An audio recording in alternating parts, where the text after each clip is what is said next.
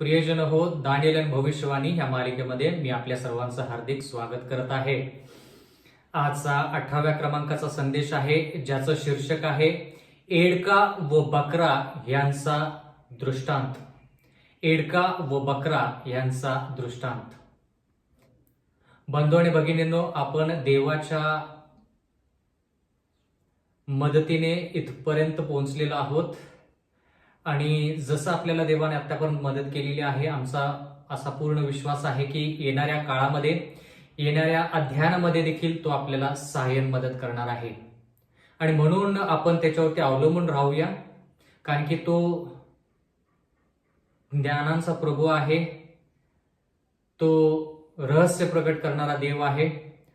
आणि म्हणून माझी कळकळीची नागराची विनंती की जसं आपण देवाचा संदेश ऐकत आहोत, अध्ययन करत आहोत, तसं तुम्हीही अंतःकरणामध्ये प्रार्थना करा, जेणेकरून देवाच्या वचनानुसार आपण शिकत असताना देवाच्या वचनानुसार आपलं आयुष्य देखील बदलेल आणि आपण ख्रिस्तासारखं होऊ. देवाचं वचन ऐकण्या अगोदर आपण पुन्हा एक वार प्रार्थना करूया. सर्व समर्थ जिवंत परमेश्वर देवा, आजच्या ह्या दिवसाबद्दल उपकार मानतो. वारंवार आणि परमेश्वरा सातत्याने तू आम्हाला ही संधी देत आहेस. प्रेमळ पिते, आमच्यामध्ये जरी चांगुलपणा नसला, आम्ही जरी अविश्वासू असलो तरी देखील तू विश्वासूपणाने आम्हाला मदत करतोस, आमच्यावरती प्रेम करतोस. तुझ्या वचनाद्वारे तू आमची भेट घेतोस, आम्हाला सांगतोस देवा की तू आमच्यावरती किती प्रेम करत आहेस आणि येणाऱ्या काळामध्ये जे त्रास संकट आमच्यावरती येणार आहे ते तुझ्या मदतीने आम्ही त्याच्यावरती कशी मात करावी मागत आहोत. परमेश्वरा, जे लोक वेगवेगळ्या माध्यमातून आमच्या संधी जोडले गेलेले आहेत त्यांच्या संधी तू राहा.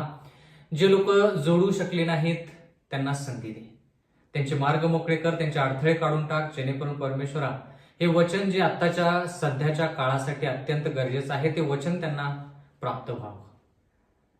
विनंती करत आहोत परमेश्वरा, जसं आतापर्यंत राहिलास तसंच तुझा पवित्र आत्मा तू आमच्या संधी राहा आणि समजण्यासाठी शुद्ध अंतकरण, शुद्ध विचार दे. आणि विशेष करून मागत आहोत की पवित्र आत्म्यानं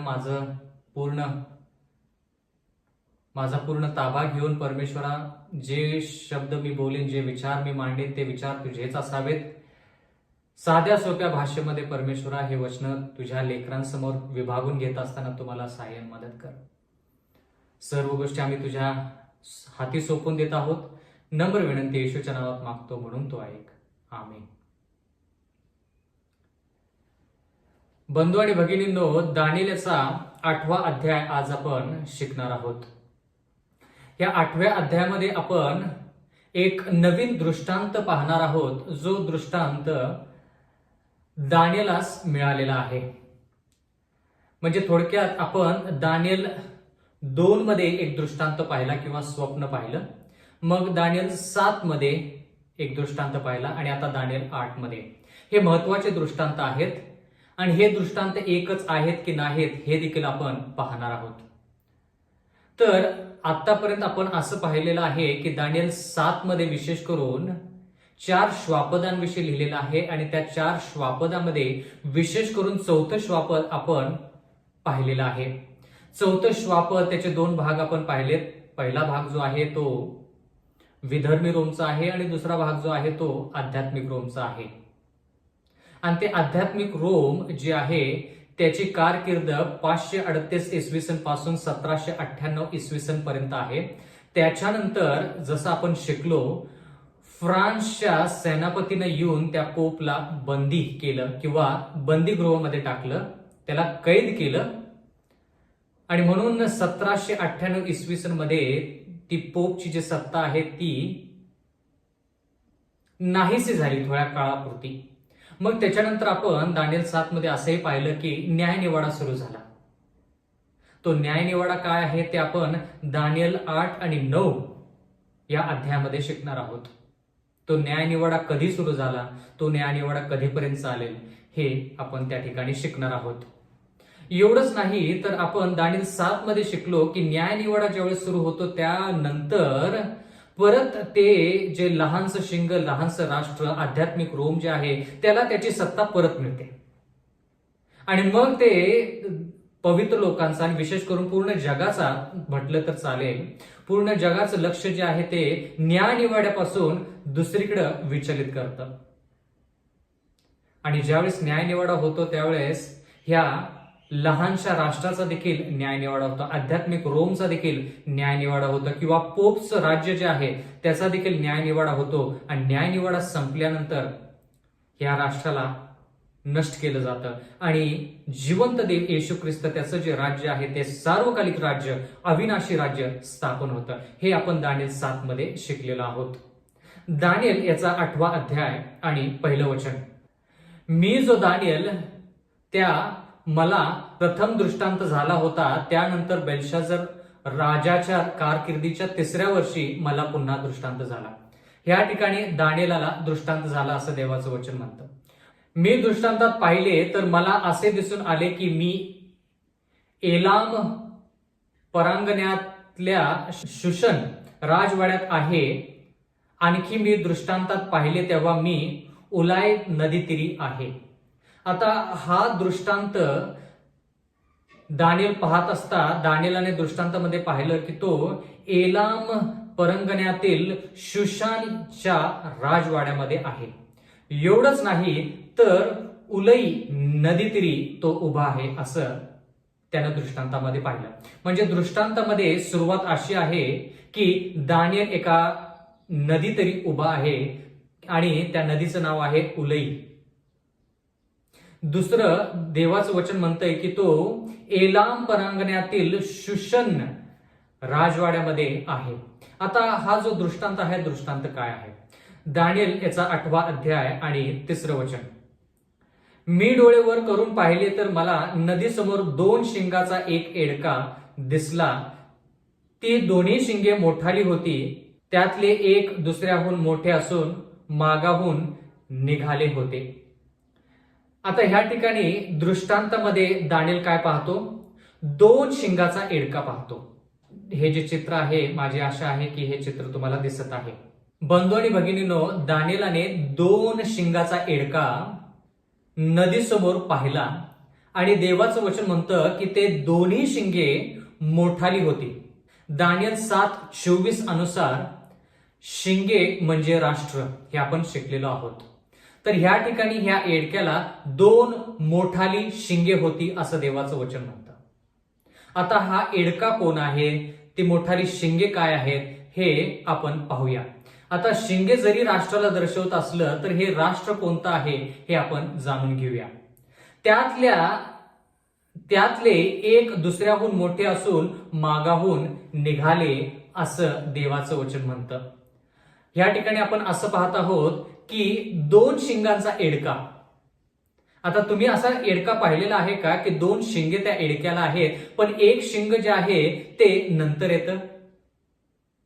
म्हणजे ह्या ठिकाणी आपण हे पाहत आहोत की दृष्टांतामध्ये व्यक्ती वेगवेगळ्या गोष्टी पाहू शकतो, पण त्याचा अर्थ बरोबर पाहिजे.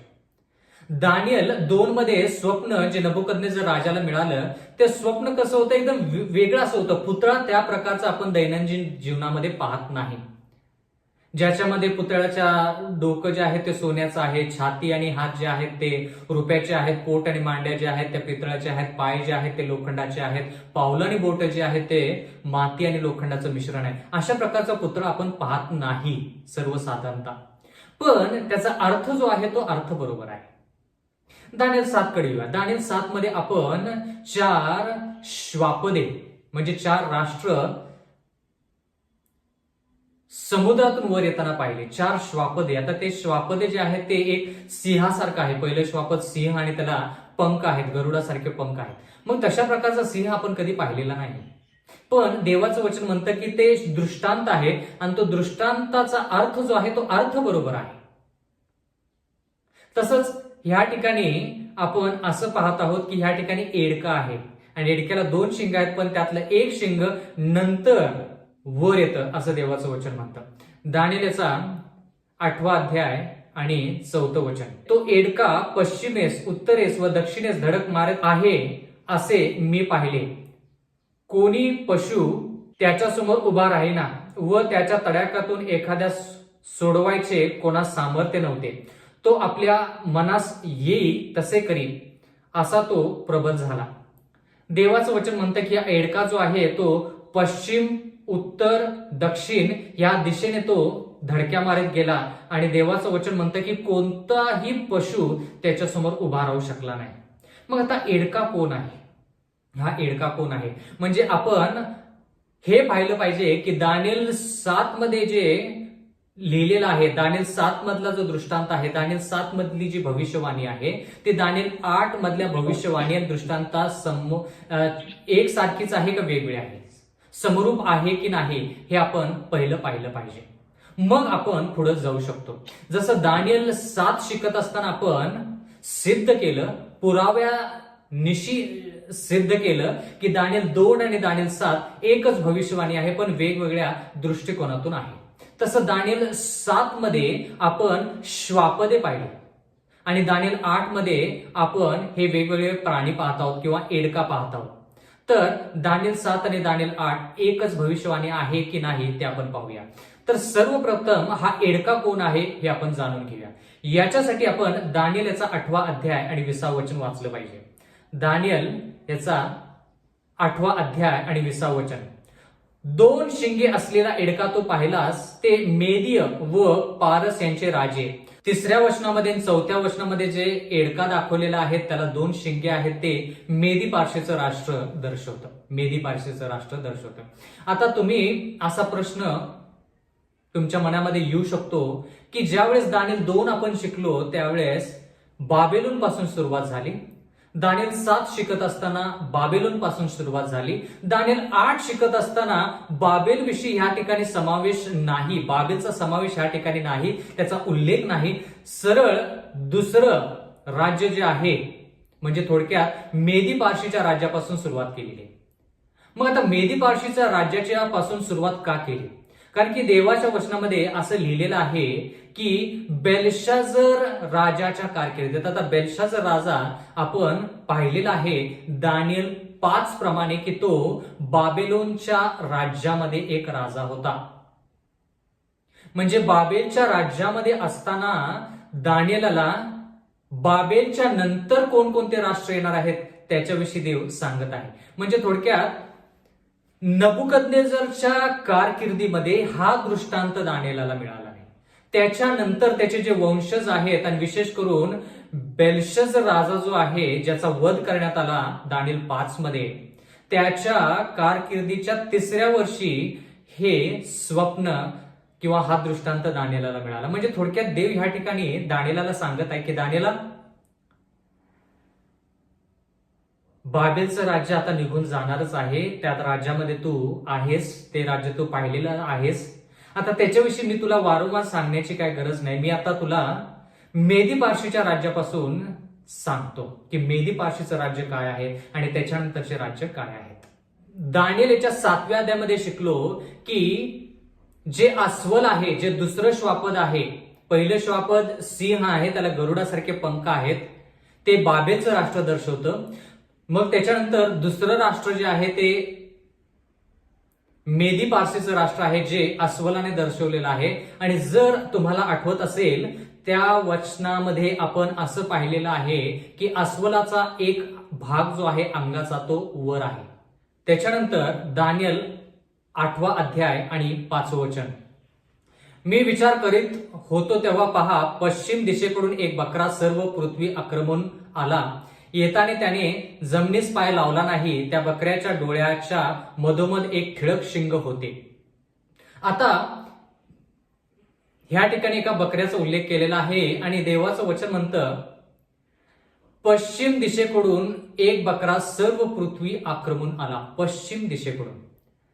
आता हा जो बकरा आहे हा बकरा ज्यावेळेस पश्चिमेकडून येतो त्यावेळेस देवाचं वचन म्हणतं की त्याने येताना जमिनीला पाय लावले नाहीत. म्हणजे थोडक्यात अतिशय गतीने हा बकरा पश्चिमेकडून आला आणि त्या बकऱ्याच्या डोळ्याच्या मधोमध एक ठिळक शिंग होते. आता हा बकरा कोण आहे आणि ते ठिळक शिंग कोण आहे ते आपण थोडक्यात पाहूया. दानिएल याचा 8वा अध्याय आणि 21वा वचन. तो दांडगा बकरा ग्रीसचा राजा. त्याच्या डोळ्याच्या मधोमध असलेले मोठे शिंग हा त्याचा पहिला राजा. म्हणजे थोडक्यात एडका मेदीपार्शीला दर्शवतो, बकरा आहे तो ग्रीसचा दर्शवतो, आणि ग्रीसमध्ये किंवा ह्या बकऱ्यामध्ये एक ठिळक शिंग आहे तो ह्या ग्रीसच्या राज्याचा पहिला राजा. म्हणजे जसं आपण दानिएल 7 मध्ये चित्त्याविषयी पाहिलं तसंच ह्या ठिकाणी आपण असं पाहत आहोत की चित्ता दानिएल 7 मध्ये ग्रीसला दर्शवायचा, तसंच बकरा ह्या ठिकाणी दानिएल 8 मध्ये ग्रीसला दर्शवतो. आणि ह्या बकऱ्याला एक ठिळक शिंग आहे आणि तो पहिला राजा आहे. म्हणजे थोडक्यात आपण अलेक्झांडर किंवा सिकंदर जो आहे तो म्हणू शकतो. एवढंच नाही तर दानिएल 8व्या अध्यायाने 6व्या वचनामध्ये लिहिलेलं आहे, मी जो 2 शिंगाचा एडका नदीसमोर उभा राहिलेला पाहिला होता त्याच्याकडे तो बकरा गेला. म्हणजे बकरा जो आहे म्हणजे ग्रीसचं राष्ट्र जे आहे, जे बकऱ्याने दर्शवलेलं आहे, बकरा काय करतो, एडक्याकडे जातो. म्हणजे थोडक्यात मेदी पारशी जे राष्ट्र आहे त्या राष्ट्राकडे, म्हणजे थोडक्यात हा बकरा काय करतो, एडक्याकडे जातो. म्हणजे काय होतं नेमकं, पुढे वाचूया. त्याने आपले सर्व बळ खर्चून त्वेषाने त्याला धडक मारली. म्हणजे बकऱ्याने एडक्याला धडक मारली असं देवाचं वचन म्हणतं. मेदी पारशी म्हणजे एडका, ग्रीस म्हणजे बकरा. ह्या बकऱ्याने एडक्याला जाऊन पूर्ण बळाने धडक मारली असं देवाचं वचन म्हणतं. पण बंधू आणि भगिनींनो, तुम्ही ह्या ठिकाणी विचार करत असालच, दानिएल 2 मध्ये ज्यावेळेस आपण शिकलो तर त्या ठिकाणी आपण असं पाहिलेलं नाही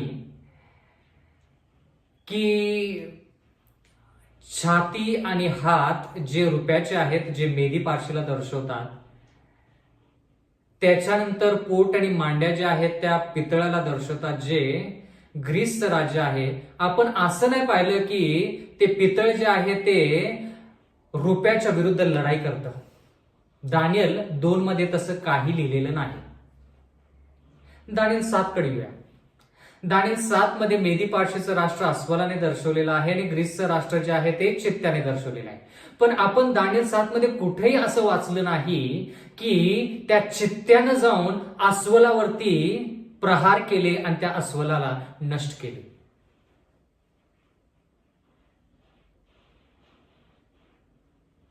पण ह्या ठिकाणी आपण असं पाहत आहोत की हा जो बकरा आहे जो ग्रीसला दर्शवतो, हा बकरा जाऊन एडक्याला धडक मारतो. म्हणजे थोडक्यात मेदी पारशीशी लढाई करतो.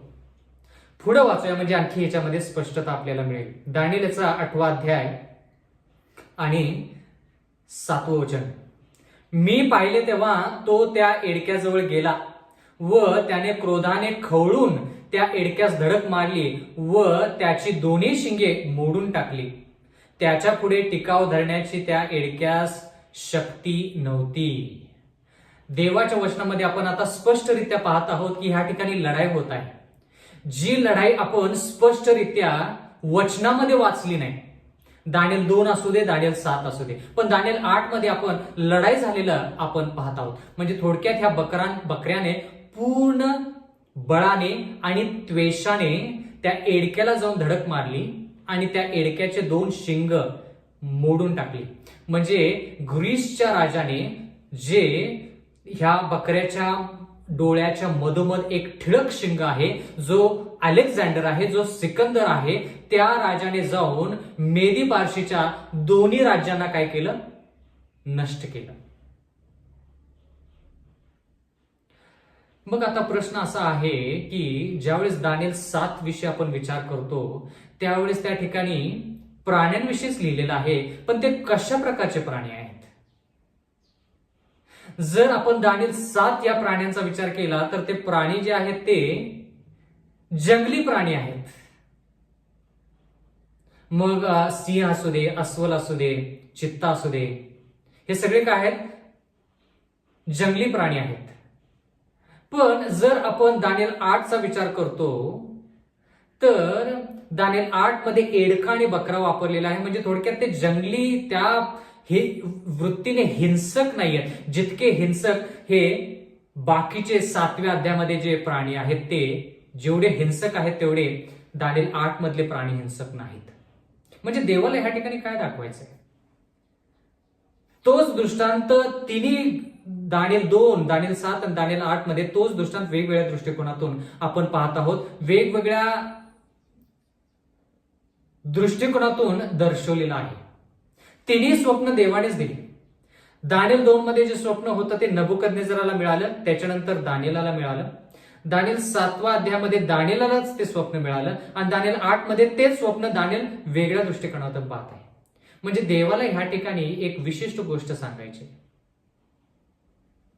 बंधूंनी भगिनींनो, देवाला ह्या ठिकाणी असं सांगायचं आहे की जरी हे प्राणी, कोणता, एडका आणि बकरा जंगली जरी नसले किंवा हिंसक सिंह, अस्वल आणि चित्त्यासारखे जरी हिंसक नसले, तर भाग असा आहे की शांतमय जरी वाटले, ते पाहायला जरी शांतमय असले, पाहण्यासाठी जरी शांतिप्रिय दिसत असले, तरी देखील ते तीच लढाई करत आहेत जे दानिएल 7 मध्ये आणि दानिएल 2 मध्ये आहे.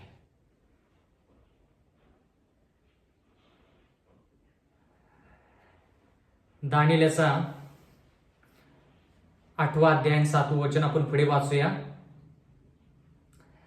त्या बकऱ्याने त्याला जमिनीवर पाडून तुडवले, त्या एडक्याला त्याच्या हातातून सोडवण्याचे कोणाला सामर्थ्य नव्हते. म्हणजे देवाच्या वचनामध्ये आपण स्पष्टरित्या पाहत आहोत की हा बकरा जाऊन त्या एडक्याला धडक मारतो, त्याला जमिनीवरती पाडतो आणि त्याला पायाने तुडवतो.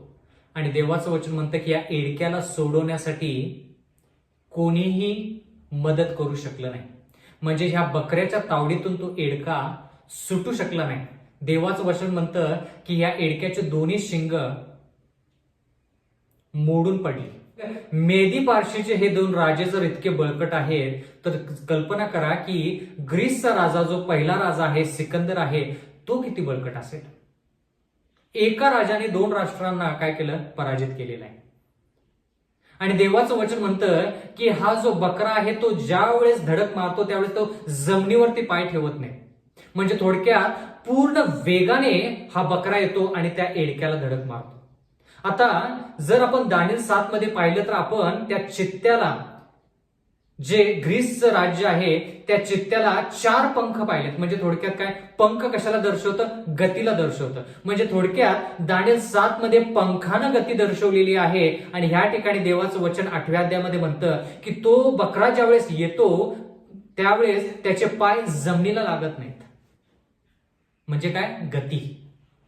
हे गतिशील राष्ट्र असं आहे ग्रीसचं राज्य. आता पुढे देवाच्या वचनामध्ये लिहिलेलं आहे दानिएल 8:8 मध्ये, तो बकरा अतिप्रबल झाला, तो बलिष्ठ झाला असता त्याचे मोठे शिंग मोडले आणि त्याऐवजी त्याला 4 बाजूंना 4 ठिळक शिंगे फुटली. आता ह्या ठिकाणी देवाच्या वचनामध्ये आपण स्पष्ट पाहत आहोत की ज्यावेळेस ह्या बकऱ्याने एडक्याला धडक मारली, एडका पूर्णपणे नष्ट झाला, त्याचे दोन्ही शिंग मोडून टाकली गेली आणि हा जो बकरा आहे तो प्रबल झाला. म्हणजे त्याच्या राज्यामध्ये भरभराटी आली, वैभव आलं, तो आणखी जास्त प्रमाणामध्ये बाकीच्या राज्यांवरती लढाई करून ते राज्य जिंकू लागला. पण देवाचं वचन म्हणतं की तो बकरा अतिप्रबल झाला, तो बलिष्ठ झाला असता त्याचे मोठे शिंग मोडले. म्हणजे बलिष्ठ असताना. असं इथं लिहिलेलं नाही की दुसरा एक प्राणी आला आणि त्या प्राण्याने ह्या बकऱ्याला धडक मारली आणि ह्या बकऱ्याचं एक ठिळक शिंग जे आहे ते मोडून टाकलं, असं या ठिकाणी लिहिलेलं नाही. म्हणजे थोडक्यात हा राजा जो आहे, हा राजा कोणी ह्याच्यावरती लढाई न करता हा राजा स्वतःच नष्ट होतो. म्हणजे सिकंदर राजा जो आहे तो लढाईमध्ये नष्ट न होता, कोणत्या राजाच्या अधीन जाऊन नष्ट न होता, तो ज्यावेळेस प्रबल झाला तो स्वतः नष्ट झाला. आणि मग त्याच्यानंतर देवाचं वचन म्हणतं की त्याच्याऐवजी 4 बाजूंना 4 ठळक शिंगे फुटली. म्हणजे जसं आपण पाहिलं दानिएल 7 मध्ये की त्या चित्त्याला किती डोकी होती? 4 शिरे होती, 4 डोकी होती. म्हणजे ते 4 सेनापती यांना दर्शवतं. 4 सेनापती कोण? पश्चिम, उत्तर, दक्षिण आणि पूर्व. आणि त्या 4 सेनापतींची नावं आपण पाहिली देखील आहेत. दक्षिणेच्या बाजूला जो आहे तो टॉलेमी, मग पूर्वच्या बाजूला जो आहे तो सेल्युकस आहे, मग उत्तरेच्या बाजूला जो आहे तो लेसिकिमस आहे, आणि जो पश्चिमेच्या बाजूला आहे तो कॅसेंडर आहे. म्हणजे टोलेमी, सेल्युकस, लायसेमिकस आणि कॅसेंडर हे 4 सेनापतींनी ते सिकंदरचे जे राज्य आहे ते विभागून घेतलं. आता दानियल याचा 8वा अध्याय आणि 9वं वचन, या ठिकाणी देवाचं वचन म्हणतं, त्यातल्या एका शिंगातून एक लहान शिंग निघाले, त्याची दृष्टी दक्षिणेस, पूर्वेस व त्या वैभवी देशाकडे पराकाष्ठाची झाली. आता दानियल 7 मध्ये आपण लहानच्या शिंगाविषयी खूप शिकलो. आपण ते लहान शिंग यायच्या अगोदर 10 शिंगे होती, 10 राष्ट्र होती. मग ते लहान शिंग येताना त्यानं ते 3 राष्ट्र, 10 राष्ट्रांमधले जे 3 राष्ट्र आहेत त्यांना पराजित केलं. मग ते लहानसं शिंग वर आलं. मग 9 मध्ये आपण पाहिलं, जेणेकरून आपल्याला कळावं की ते लहानसं राष्ट्र कोणतं आहे. आणि आपण काय म्हणालो, ते लहानसं राष्ट्र रोम, 4थं राष्ट्र जे आहे त्याचा दुसरा भाग म्हणजे आध्यात्मिक रोम आहे, म्हणजे पोपचं राष्ट्र आहे, म्हणजे रोमन कॅथलिक राष्ट्र आहे, असं आपण त्या ठिकाणी स्पष्ट पाहिलेलं आहे. पण ह्या ठिकाणी असं लिहिलेलं आहे की हे लहानसं शिंग, ह्या 4 दिशेमधून हे लहानसं शिंग येतं असं देवाचं वचन म्हणतं. आता बंधू आणि भगिनींनो, ज्यावेळेस आपण दानियल 2 पाहिला, दानियल 2 ची भविष्यवाणी, त्याच्यामध्ये आपण 4थं राष्ट्र पाहिलं. 4थ्या राष्ट्रामध्ये 2 भाग पाहिले. 4थं राष्ट्र कोणतं? रोमचं राष्ट्र. त्याचे 2 भाग कोणते? पाय, जे लोखंडाने दर्शवलेले आहेत, विधर्मी रोम. दुसरा भाग कोणता? पावले आणि बोटे, जे लोखंड आणि मातीने दर्शवलेले आहेत, ते म्हणजे काय? आध्यात्मिक रोम. आणि ते कोणतं राष्ट्र आहे? Roman Catholic. दानियल 7 कडे येऊया. दानियल 7 मध्ये आपण श्वापद पाहिलं आणि श्वापदाला 10 शिंगे पाहिले. 4थं राष्ट्र, 4थं श्वापद. ते 4थं श्वापद जे आहे ते 4थ्या श्वापदाला 10 शिंगे आहेत. तो रोमचा पहिला भाग म्हणजे विधर्मी रोम. मग त्याच्यानंतर लहानसं शिंग आलं. ह्या ठिकाणी लिहिलेलं आहे, हे लहानसे शिंग निघाले आणि त्याची दृष्टी दक्षिण, पूर्व आणि वैभवी देशाकडे झाली. मग आता दक्षिण ही दिशा आहे, पूर्व ही दिशा आहे, आणि त्या वैभवी देशाकडे पराकाष्ठा झाली. म्हणजे आता वैभवी देश, त्याची दिशा कोणती? आता वैभवी देश जर आपण पाहिला बंधू आणि भगिनींनो, तर वैभवी देश हे देवाच्या जागेला, देवाच्या ठिकाणाला किंवा देवाच्या लोकांना दर्शवलेलं आहे. आणि ते पश्चिमेकडे आहे. कारण की का? देवाचं वचन म्हणतं की हे लहानसं शिंग जे आहे, हे लहानसं शिंग निघाले. या ठिकाणी असं लिहिलेलं नाही की हे लहानसं शिंग जे आहे, हे लहानसं शिंग 4थ्या श्वापदातून आले, नाही. मग याचा अर्थ काय? जरा सखोल अभ्यास आहे, कृपा करून लक्ष द्या, आणि आपण हा अभ्यास देवाच्या मदतीनुसार पूर्ण करणार आहोत. तर ह्या ठिकाणी हे लहानसं शिंग आहे ते दक्षिण, पूर्व आणि वैभवी देशाकडे पराकाष्ठाची त्याची दृष्टी आहे. म्हणजे थोडक्यात वैभवी देश जो आहे तो वैभवी देश पश्चिम दिशेच्या बाजूला आहे, पश्चिम दिशेच्या बाजूला आहे असं आपण म्हणू शकतो. कारण की हा वैभवी देश आहे. यरुशलेम थोडक्यात म्हटलं तर चालेल. कारण की हे जे लहानसं शिंग आहे त्यानं कोणकोणत्या दिशेला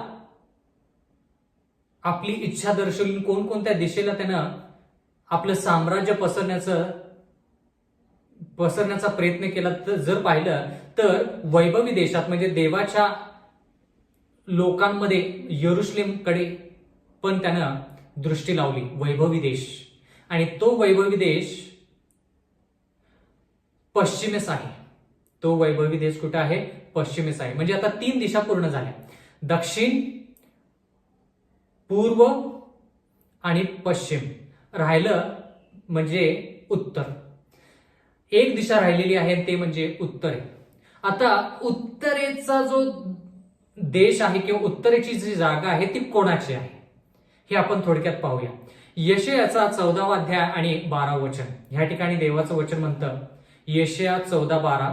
आपल्याला माहितच असेल यशया 14 मध्ये सैतानाविषयी लिहिलेलं आहे आणि ह्या ठिकाणी विशेष करून 12 वचनामध्ये लिहिलेलं आहे, हे देदीप्यमान ताऱ्या, प्रभात पुत्रा, तू आकाशातून कसा पडलास, राष्ट्रांना लोळवणाऱ्या तुला धुळीत कसे टाकले.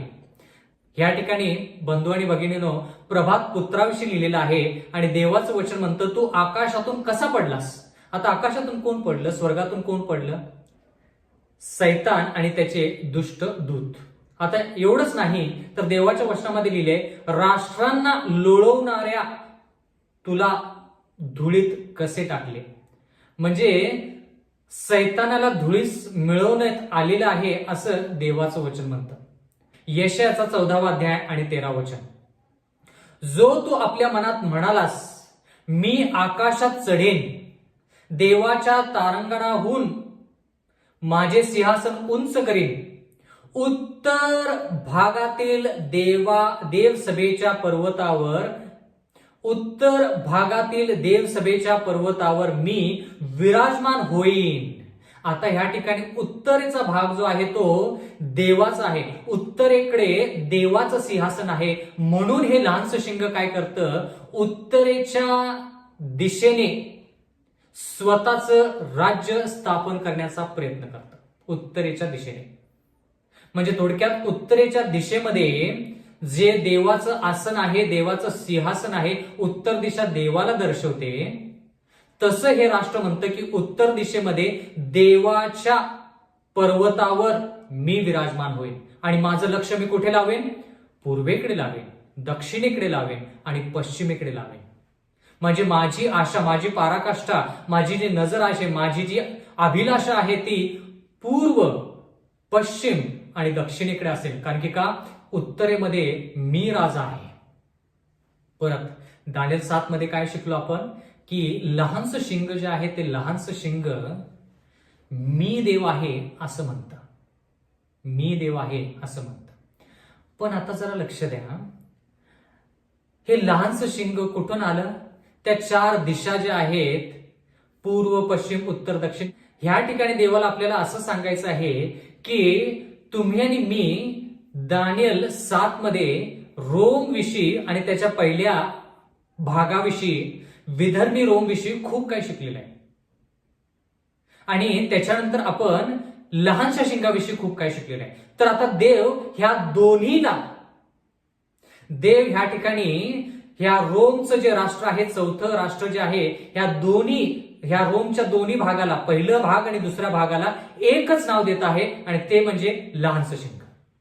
आता एकच नाव का दिलेलं आहे ह्या ठिकाणी, चौथं राष्ट्र न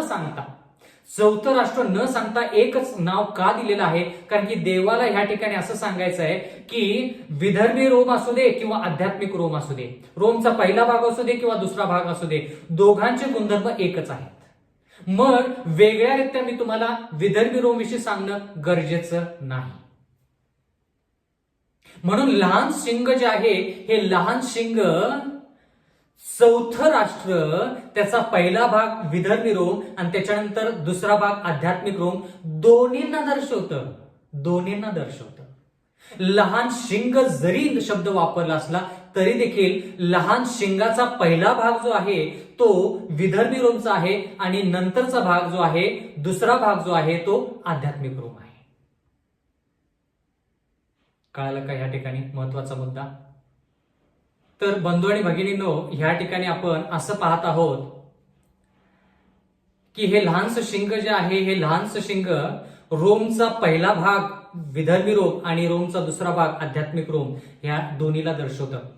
म्हणजे थोडक्यात एडका मेदी पारशीचं राज्य 539 ख्रिस्तपूर्व ते 331 ख्रिस्तपूर्व, त्याच्यानंतर बकरा जो आहे तो ग्रीसचा राजा याला दर्शवतं, ज्याची कारकीर्द 331 ख्रिस्तपूर्व ते 168 ख्रिस्तपूर्व आहे. त्याच्यानंतर ते ग्रीसचं राज्य जे आहे त्याचे 4 तुकडे झाले. 4 सेनापतीने ते 4 तुकडे विभागून घेतले. हे लहानसं शिंग येतं आणि ते लहानसं शिंग रोमच्या दोन्ही भागाला दर्शवलेलं आहे. आता एवढं असताना आपण असं पाहत आहोत की हे लहानसं शिंग जे आहे त्याची दृष्टी दक्षिण, पूर्व, पश्चिम याच्याकडे आहे. उत्तरेचं काय? उत्तरेकडे तो स्वतः बसत आहे, कारण की उत्तरेचा भाग जो आहे तो देवाचा आहे. उत्तरेचं पर्वत जे आहे ते देवाचं आहे आणि हे लहानसं शिंग म्हणतं की मी देवासारखं होईल आणि देवाच्या आसनावरती बसेन. आता एवढंच नाही तर आपण यशायाचा 14वा अध्याय 14व्या वचनामध्ये आपण जर पाहिलं तर ह्या ठिकाणी काय लिहिलेलं आहे ते आपण पाहूया. मी मेघांवर आरोहण करीन, मी परात्पर समान होईल.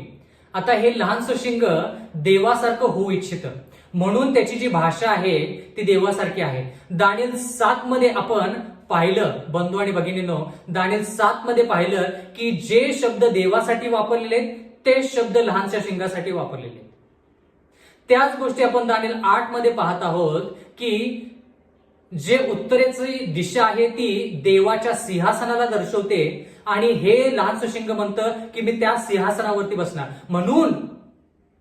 म्हणून ह्या ठिकाणी त्याची जी पराकाष्ठाची जी दृष्टी आहे, त्याची जी इच्छा आहे ती कोणत्या दिशेने आहे? दक्षिण, पूर्व आणि पश्चिम. उत्तर दिशेचं काय? तो स्वतः उत्तरेच्या दिशेमध्ये आहे. मी स्वतःच्या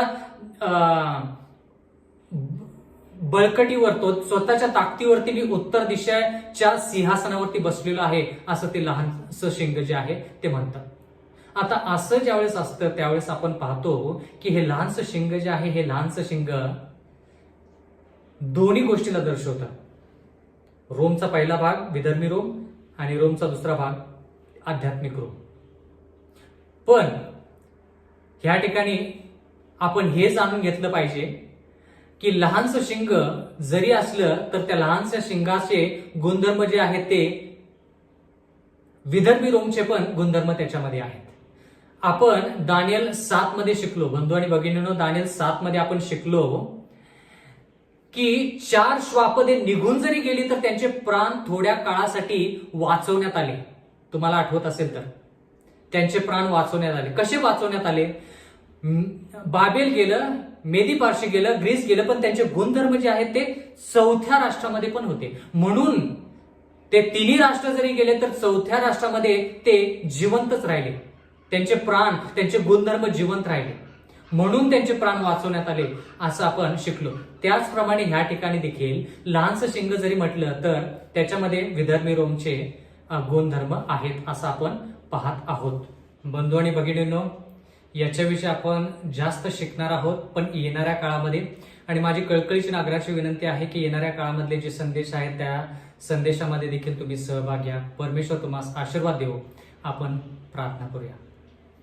सर्व समर्थ जिवंत परमेश्वर देवा, उपकार मानतो आजच्या या संधीबद्दल. सातत्याने तो आम्हाला मदत करत आहेस परमेश्वरा.